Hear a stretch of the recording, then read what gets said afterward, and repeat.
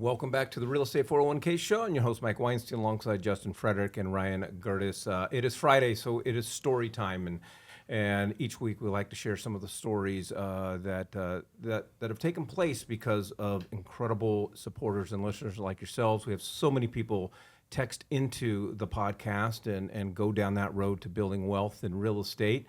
And so every Friday we like to share those stories. But if you'd like to be part of that storyline, all you got to do is text the word story to 623-AZ-RECON. That's story to 623-AZ-RECON. All right, Ryan.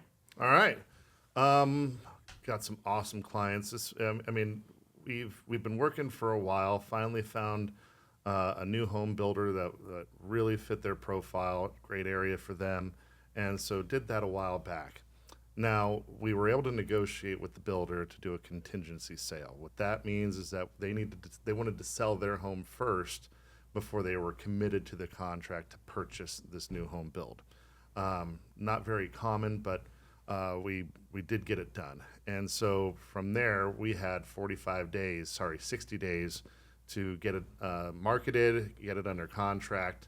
And so took us a couple of weeks to get it ready to hit the market and get all of our photography done and do all of our coming soon protocol, et cetera, just to make sure that we hit the ground running.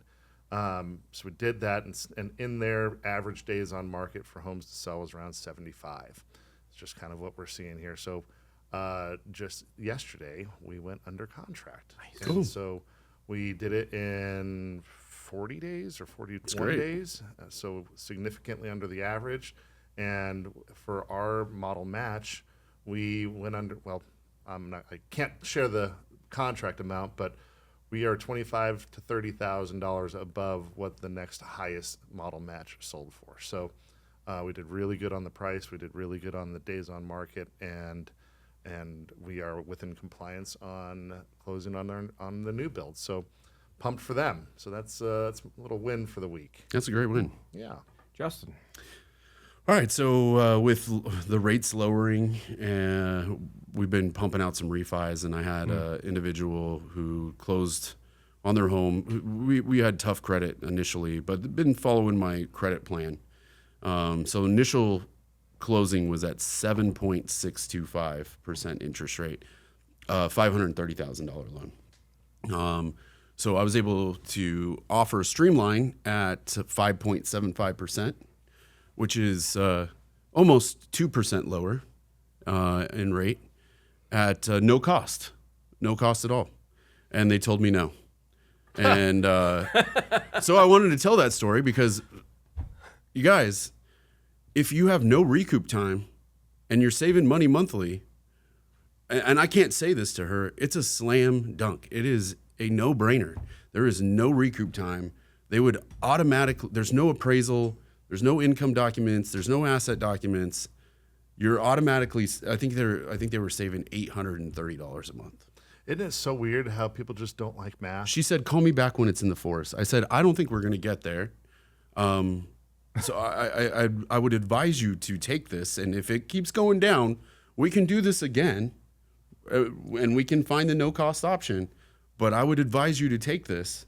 And she's like, no, the feds are lowering the rates, and they didn't, and the rates went up, and she didn't take advantage of it. But she called me back this week, and she's like, yeah, just wanted to know where the rates are at, and I told her where they were, and she said, yeah, call me back when they're in the fours, at least the fours. And I said, okay, well, I might not be talking to you. Dude, like even on this last one, that win that I just shared, the buyer, so we did give some concessions over to the buyer to help him close. And I told him, I was like, hey, look, like you guys are over here trying to use this money to buy down your interest rate. I go, if you instead pay off the solar, then you're going to be saving over $450 a month. And if you go and use all that money to buy down your rate, you're going to be saving about $250 a month. And then I know they're going to refi whenever they see a 5 in front of the interest rate. Yeah. And this lease on the solar is going to be for 7 years. They're going to refi well before 7 years. So all that money went to waste, basically. So you're going to be throwing it away. Yeah, and they just didn't like math. And so we just said, you know what? Here's your credit. Use it however the hell you want to use Congratulations. it. Yeah, and that's kind of the way our conversation went. Yeah. I was like, I got what you're saying. This is not one that I'm going to be able to change your mind on. I changed your target. Your target. We call it strike rate. We should get hats made that just says "Do what we say," and it works twofold. It's great for our clients. Just do what we say, but it also works at home. Hey, babe. That would not work at my house. Read the hat. Good thing Mindy doesn't watch. Yeah, I know, for real. So my win, it's going to be team oriented. So for those who are new to the podcast, we have a great team of real estate wealth managers that all we do, we wake up every day with the intent and the motivation and the passion to help people build wealth in real estate. And at my age, I can call him a kid. So we got this young kid on our team, Kobe. And dude, he just shows up every week. He grinds it out. Happy as hell. Happy as hell. Just goes out and just will talk to anyone about real estate because he really buys into what we do as real estate wealth managers. And he's got his first one in escrow right now. And I just It's a big Give one. it up for yeah, him. I was so because I was working with him through the whole process Yeah, and so forth. And I'm like, dude, couldn't be more excited for him. That's awesome. All right, so if you want to be part of our storyline or you are looking for us to tell you some things that you should do, we're happy to do that.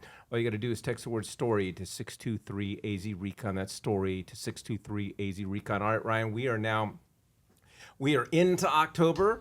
It is the Halloween season, so every Friday we share kind of one of our favorite things, and we pick a theme, and of course, the rest of this month, we're going to focus on Halloween. Yeah. So our topic of today is the best neighborhood or area that you like to go trick or treating.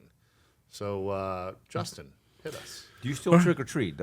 Absolutely, I trick or treat. I got young kids, so I'm out there. Well, if you don't know me, You don't like to go beyond my neighborhood.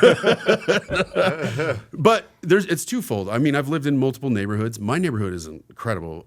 First of all, there used to be this older gentleman, Mark, God rest his soul, he passed away just before last Halloween, and he used to drive a tractor around with a trailer and hay bales on it with little lanterns. It was so cool. The kids absolutely loved it. And we miss Mark tremendously. And I think I'm going to try to pick it up this year, but I got to find the trailer that hooks up to my tractor. So I'm going to try to figure that out and kind of carry that tradition and great, man. make my That's kids happy and the neighborhood happy. But as you guys know, I mean, you've been over to my house. He denied my invite. But, we have a lot of land in between each one of the homes. So I feel like the neighborhood gets together and kind of makes up for that on the trick-or-treating. We also don't have street lights, so a lot of people don't like to go around there. So people hand out multiple full candy bars. And, when we were kids, that's the neighborhood to hit. Dude, that's when you go change. Yes. You bring 4 different costumes so that you can find like that Yeah. cul-de-sac that does 100%. the full candy bars. And Just like, all keep- right, costume change. Boom, hit it. Costume change. Boom, hit it again. Yep. Hell yeah. So we hit that neighborhood up, and then not too far away, because we're in just this little pocket, there's another little neighborhood, and we just jump on the golf cart, run over there. I sit in the golf cart, I have a couple coolers of beer in the back, and I drive house to house while the kids are sprinting from house to house, and they're filling them.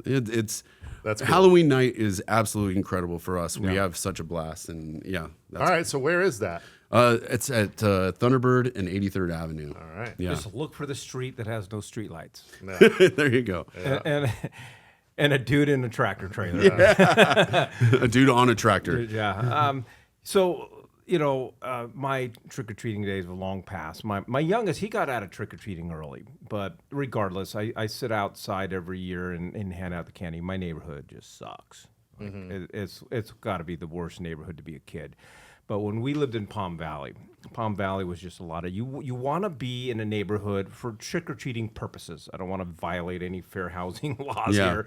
Young families is where it's best, and especially in Palm Valley, being so close to Luke Air Force Base, because they've just all got kids and trick-or-treating. And I love a crowd. I love just the streets full. And yeah, we just walk around our wagon and go trick or treating and cocktails. You can't trick or treat without a cocktail. A full on cocktail, huh? Well, a flask and a little Okay. ice chest with some bourbon, and I'm bringing a camel pack, dude. And freaking Jack and Coke.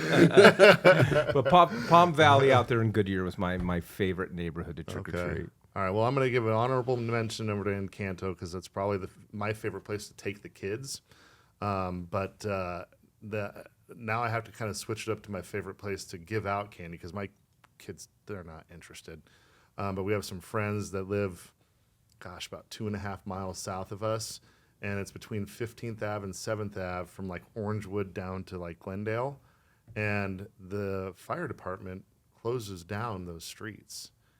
And Wow. they encourage everybody to go over there. And so every home that you hit is usually basically like hitting 4 because we'll go over there and then the next door neighbors are going to have 2 or 3 of their friends there. So every single driveway that you go up or every home or every door that you knock on has 4 different bowls of candy and the kids they go nuts. And so it's fun watching them and we all barbecue and do a potluck. And so there's all the food there. There's all the cool adult stuff. And so yeah, if you don't like your neighborhood to trick or treat in, which I don't like my neighborhood either. Nobody ever goes. It's a cul-de-sac, and only half the people participate. And so we get people that kind of look down the road and they're like, that ain't worth it. So they just walk on by. So it's between 15th Ave, 7th Ave, Orangewood, south to Glendale.